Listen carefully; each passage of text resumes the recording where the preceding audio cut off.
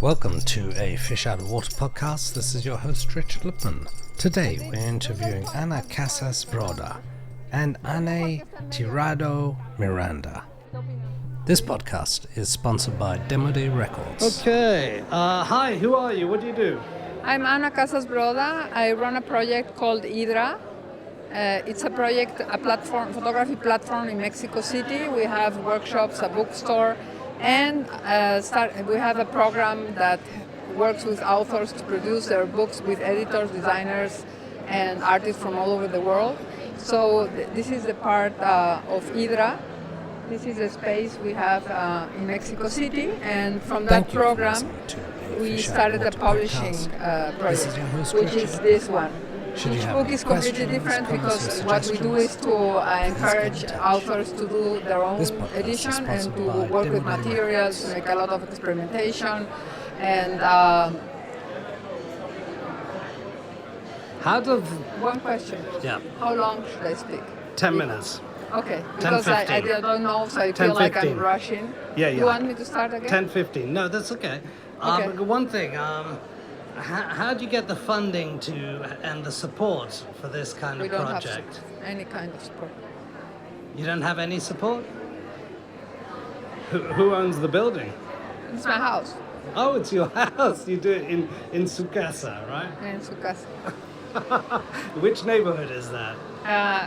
Colonia Condesa. Bueno, Roma, but it's in Condesa. It's in a very nice neighborhood. Uh-huh. Can you show us show us the work? I mean, I'm not rich, but the house is in a good neighborhood because I bought it. This is not in the video. Yeah. Okay. Well, we have we have new publications like this one from Mariana Gruener, who's here. This from Anaí Tirado, who's also here. Show us a bit. Yeah, that would be great. It's difficult with one hand, you know. Maybe color could help. Just give me the microphone. The author is there, but right. So what we do a lot is to work with different materials. So you will see, like we work with very uncommon papers. Tilt it a little bit. It's about the story of 4 generations. It's and how her great grandmother was erased from the family history, and also from the pictures, and completely from the story. So she's trying to reconstruct her great grandmother. Okay. And there are a few voices in the text, her voice and the voice of her mother and other people. I mean the aunts. And there are like all these women, like at the beginning you have here. Right. It's a really beautiful book that has won a lot of prizes before publishing. I mean, like, yeah, that's her. Ah. There, over there. Oh, that's her. Where? Yeah. Where is she? Yeah. Can you bring her here? Anaí? You did this? Hi. Hi. You did this? Yes, I did. Why? Yes, I did it. Oh. Here? Yes. Yeah, we saw the work. Wait. Can we make a little cut first? Sure. Don't worry. You are like, Bien. Ah. Okay. Thank you. I just ate. Hi. I did this book. When was this? Why? When? When? I started in 2022, and it got printed last week. Oh, And okay. yeah, I started working it at the incubator program at Hydra. Uh-huh. Okay. How did you get all those images there? I'm just curious. Can you just show us? It's a very artistic book, yeah? Thank you. Was it printed in Mexico? Yes, it was printed in Mexico at Panorama, and it's made of the. Sorry. again, she has to say again. Where? Yes, it was printed in Mexico in Rebosan, offset Rebosan, and it's made of different types of papers. Is that you? This is me, and this is my mom. But how did you take that picture? With a remote control. Ah. And we did a trip Uh-huh. to the beach in Veracruz, which is in the Gulf of Mexico, Right. with all the women in my family. And this is all of us, and I asked them to do this Can I shoot. ask you one question? Was it safe? Is it safe to walk around, to do pictures like this? We hear of the stereotype of crime rates and all of that. So the state of Veracruz, it's not very safe, but the place where we were was quite safe. How do you know that? Because it's a very touristic area. So I it see. was okay. We were very in the spotlight. People were kind of lurking and staring at us, but there wasn't a lot of people at the beach that day. How did you so- take this picture, if you were in it? So technically, Yes. so I put the camera on a tripod and then we posed, and I had a remote control so I could take the picture. And we did all this. Was photo this shoots. analog or digital? Digital. So it was a wireless remote. Yes, exactly. Got it. And it was Yeah. this whole photo shoot with the women in my family. Oh, okay. This is the prologue of the book, and then after this, the book actually starts here, and the whole book is made of family archive pictures, which were all very romantically stored on a suitcase at my mom's house. And there's a lot of images that I had never seen from Was my this grandmother. at the same time as Carla Frida? Well, these are from like the 30s. So yeah, actually yes. The images start. This is from the 30s, and then it starts getting more, not really contemporary, but see this. time. Where is this? This is actually in Chile. So this is a postcard that my grandmother's half-sister sent to my grandmother, and she saved it in the book. And then this is from a little notebook that my grandmother had. You can see the transcription here because her writing is not very easy to read. And yeah, so all of these images, this is my grandmother. What did she do in life? She was a housekeeper. She had 3 children, my mom, my aunt, and my uncle. And yeah, she had a very sad story because she was separated from her mom at a very young age. Her mom was the other woman, so she was an illegitimate child, and she really carried that stigma throughout her life. Like she was a bastard, and she carried that. It was a heavy thing for her. And this book is about me trying to tell the story of That's her her, right? and her mother. Tell me, who was she a housekeeper of? Well, just her family. She was, how do you say ama de casa? Yeah, like Stay at home mom. Ah, okay. Yeah. That's it. All right, I got it. This is very much a personal story, right? Yes, very personal story. So- You're gonna have 3 different. There are 4 authors here, so. Oh if yeah, you we can wanna- speak to them. That's a good if you idea. have the 10 minutes, you just Yes, distribute it's them. perfect. It's a good idea. It is a very personal story, and so in the end of the book, I play with the archive because see. there's a lot of pictures that we don't know who the women in there are. So I play around, maybe trying to find if one of them is my great grandmother, because we don't really have any images from her. We don't really know. I tell you, about what her. I like about it is quite artistic. It's quite original what you did Thank there. you. It's more original than a lot of the books we see here, you see. It's It's kind a of bit like more a puzzle that I'm trying to put together. Did it win any awards? It did, as a dummy. As an actual published book, it was just printed, so it hasn't gone to any contests, but it won the Photo from Unpublished Books Award.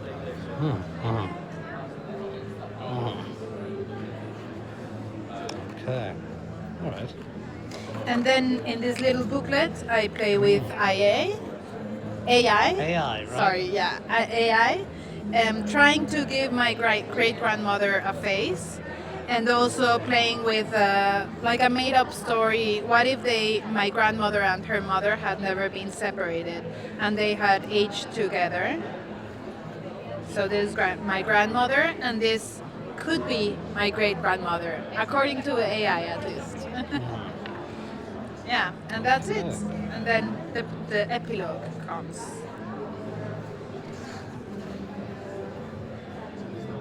Thank you very much. What's your name? Anaí Tirado.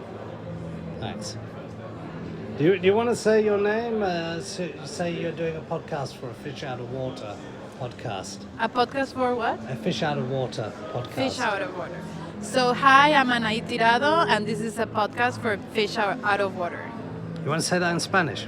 Hola, soy Anaí Tirado, este es mi fotolibro y este es un podcast para A Fish Out of Water. All right, thanks. And I want to say much more things, and there's other authors, because all Okay. our books are so artistic. Shall I tell you other? And Yes, then please. we call other Okay. authors. And this other project has 70 publishers. Sure. I want to tell you more, because all of our books are really very, in that sense, very experimental with their materials. So this also is new, and this was selected for Foto España. It has an umbilical cord that joins both books. The first book is about the onboard. I mean, she had to give birth to her dead son with 6 months of pregnancy, and it is beautiful, mixed with text and images, and with different papers also. We work a lot with a lot of experimentation, and with materials and ways of printing. And the second one opened the possibility for the family to speak about the suicide of her brother when he was 11. And it's also very experimental with materials and papers. We also have a special edition of the book that now is not here because they changed the layout today. But it's really a very poetic and very strong, powerful story. Right. What are the costs involved in making a book like this? Well, it depends a lot, but it can be not so expensive. I'll show you more books. This book is Sure. also completely new. When you say not so expensive, how much would that? I'll try to convert now. Wait. Okay. Every book has a different price. This is a very special book. Oh, you This say is- in Mexican. It completely depends. It goes from 200,000 pesos to 400, which is I have to think about it. Okay. It's like well, actually it's 10,000 euro around to 20. Okay. And Yeah. And this one is about do you have a print run normally? 1,000 or 100? It also depends on the author. Everything depends on the author. So each book here is completely unique, because the whole idea is that the authors do their own book Right. as they want to do it, in the Right. sense of the content, the narrative, the materials, the run, everything. I want to show you this Yes, one please. because it's the daughter of her parents were at the Zapatista Revolution. And What's the Zapatista revolution? In 1994, there was like the biggest revolutionary movement since the start of the century in Mexico, where all Chiapas did stand up and make the indigenous people made like a huge revolution. It was a very important international moment, and her parents were working in that's very beautiful. They were working as the sanitary. As doctors there, but they were part of this movement. And these films she developed 20 years later. Are you okay? Yeah, give me 2 secs. Continue talking. It's all right. Well, just give me a sec. Be careful with this book, because this is very. I want to show it to you. This is beautiful. I'm going to put it on the ground because this little beast has kilos. Yeah, I see you. And there are more authors, so you then edit it and. Yeah. I mean, basically, the ethos of the podcast is unedited. Obviously, I'll cut out little bits and pieces. Without editing. Yeah, most of it is. So yeah. these pictures were taken by the father of the artist, and she did develop them in while she was taking the incubadora, the program. So she developed them 20 years later, and they're amazing because they are like actually images of the people, the indigenous people, like taking over. These are like, and they're still independent.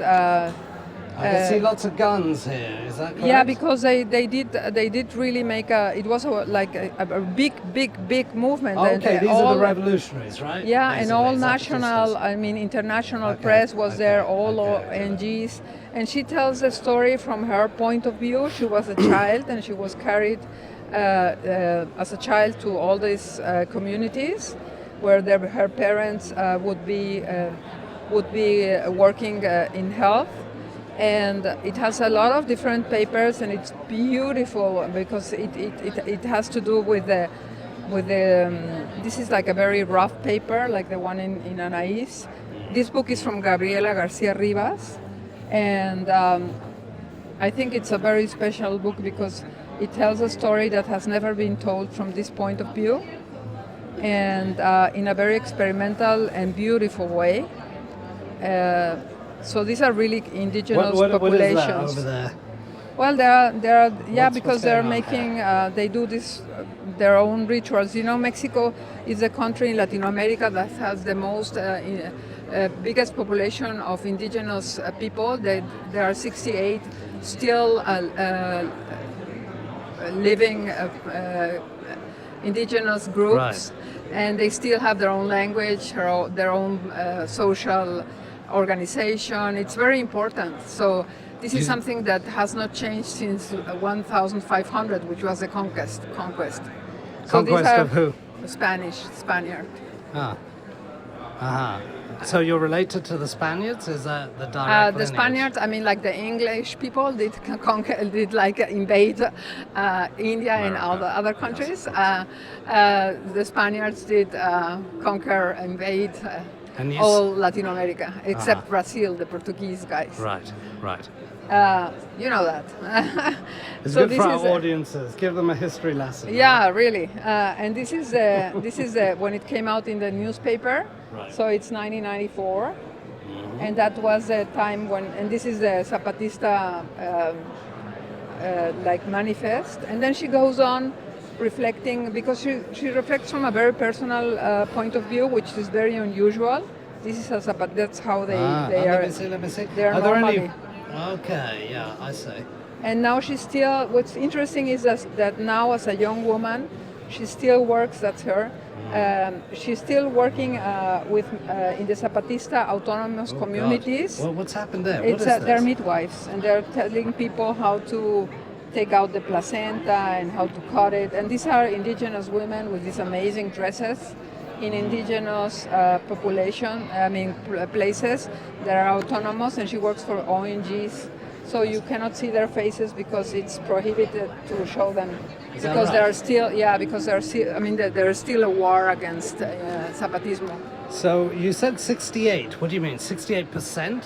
No, 68 groups of indigenous cultures still alive with their own language, right, and their own culture, their own social structure, right, and they're all like uses and Can I ask one question? What did they want? No, they just existed there and they kept their identity. They want to be alive. I see. So they're worried about because extinction of their identity, right? Well, in the case of Zapatismo, it's a very complicated situation because in Chiapas is one of the states, it's the border with Guatemala, so there's a lot of repression because it's also not trying not to let people get in from the rest of Latin America. So there are a lot of military there, and also they changed from making coffee, they put cows. So a lot of people were really starving, and they're really poor population. So they stand up for themselves, and it's jungle there. So they made this revolution, what became like this very big international movement, and they have a whole structure in autonomous community where where the military cannot get in still. This is quite interesting because they are the only ones that really have stand up and are still autonomous. Right. Can you show us a picture that represents the current situation? It's most powerful. Well, it's difficult because you kind of remember in your it's mind. well, I think no, there's nothing that represents the current situation because it's a journey. I mean, the whole book is a journey that goes in time, no? So it's not really How did she get access? because her parents had all these images. Most of them were taken by their own parents. So these are taken by her parents. Yes, I told her she developed the films, the first ones, these amazing images during the workshop, so she had never seen them. Okay. So what about her parents? How did they get access? Well, they took them themselves because they were part of the movement. Oh, I see. Are they still alive? Yeah. But I mean, okay. One thing I was interested in terms of the design of this kind of, what do you call it? Yeah, it's like a exposed. I don't know exactly in English. It's a bit but Japanese, right? The Japanese No. have that as well. Yeah, but this type is of very common printing. in books. Is it? We use it like in most of our books. It's like exposed spine. It's how you call it in English. Right. And then we have other books like this one that you break. And then this one is Joan Fontcuberta, who is one of the most important contemporary artists and theorists he's from Barcelona. And he worked for 3 years in archives in Mexico. And this is about the dissolution of the image. These are the revolutionary, but in 1917 in Mexico. So this is Francisco Villa and Zapata.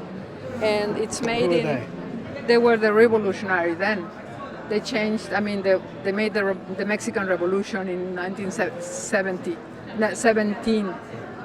Oh, it's for independence. Yeah, independence from the government, from the government then, Porfirio Diaz. Well, Was yeah, it succeeded, right? well, yeah, and this is also made in 9 different papers, and it's called Mictlan because Mictlan is the name of the Aztec city. The Aztecs were the culture that lived before the Spaniards came, and so he went to the archives and did collect the images that were like disappearing, because he's working in theory about the disappearance of the image, and where you don't have image, where like it's like fading away, Right. you have these amazing materials. And then, I mean, we use, for example, a lot. It's a Is this the real image or is it processed? no, it's a real image. And this is, Scanned, for right? example, this is, for example, the paper we use to wrap food in Mexico. So it's a very cheap paper, but it's beautiful and it has these marks, like the negatives that are like fading away. It has these amazing textures. So the concept of the book is really powerful. Yeah. Wow, that's very artistic. It's amazing That's one book. of the So most, that's what I wanted to tell you, because most of them are really. I want to show you this one. Okay. we'll This go is to an that one amazing later. book. Right. Yeah.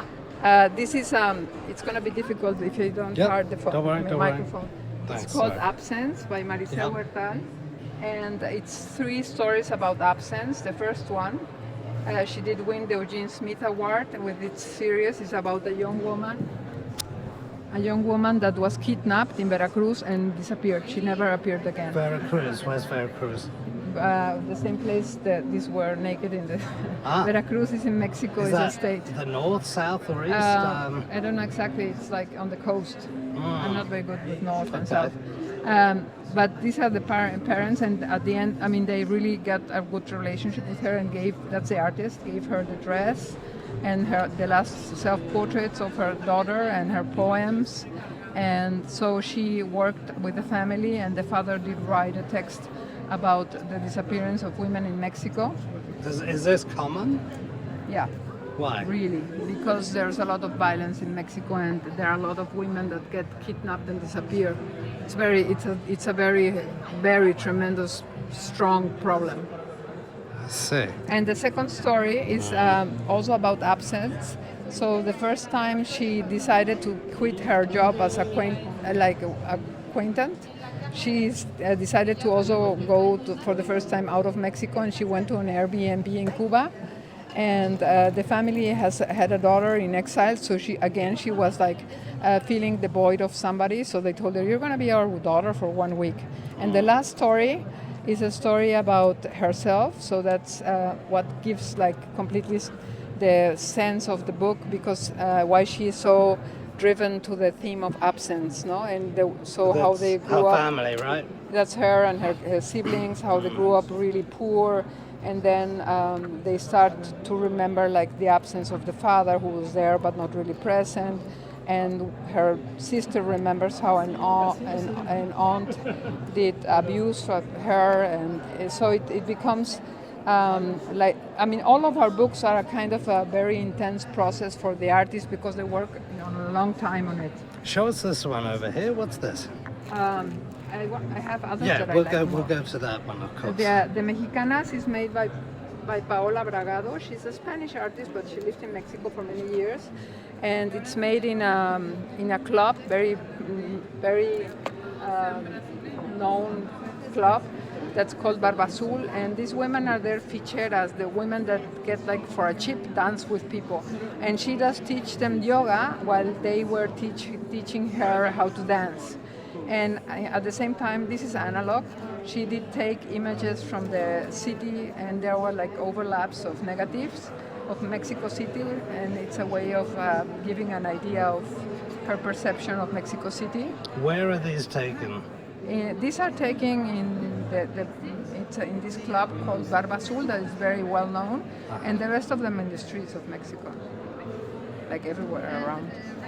Is it legal over there to have these clubs and stuff like that? Yeah.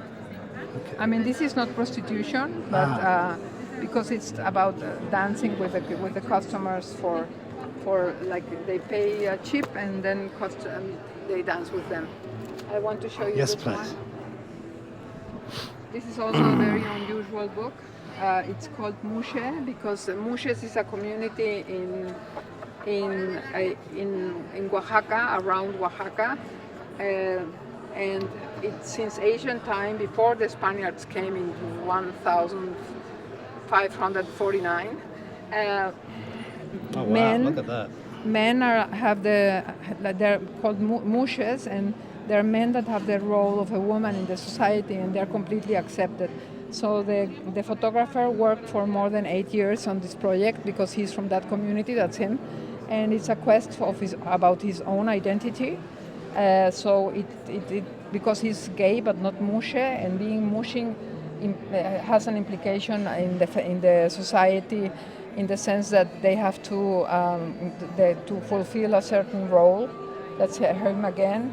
And so he worked a long time with the mushes, starting from the fascination as a kid, but then the rejection to the idea to be a mushe. And then he really got so close to them that they would decide how they wanted to be presented. So it's very interesting, because it's a book that changes a lot, and you can get the sense of how he changed and he got involved. That's him. And how he gets into really changing his position and his relationship with mushes, and they're really close and they're friends. But he really had a very intense quest about his own identity.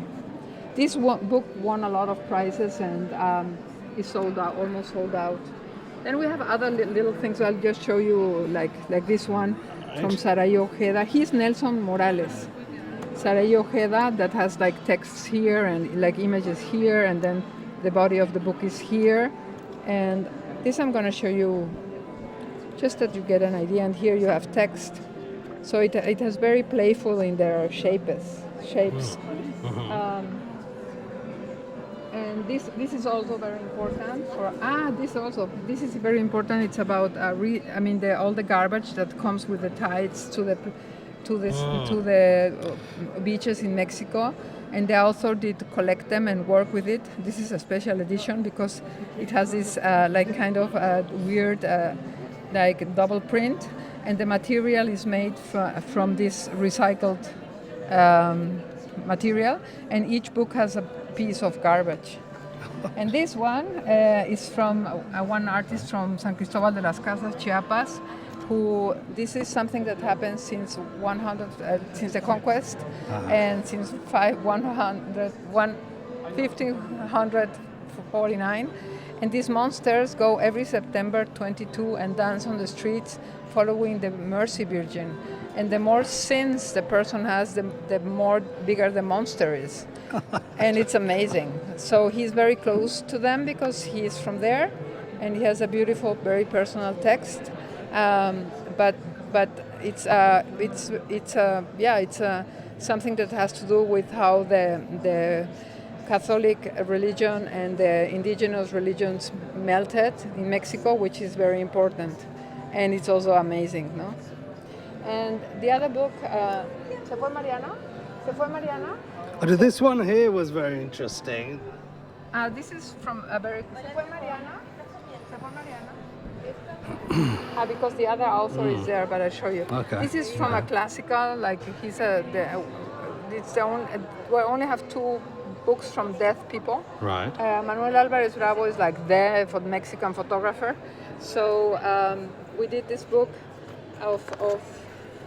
they invited us to do this book in his archive. There are the not identified portraits.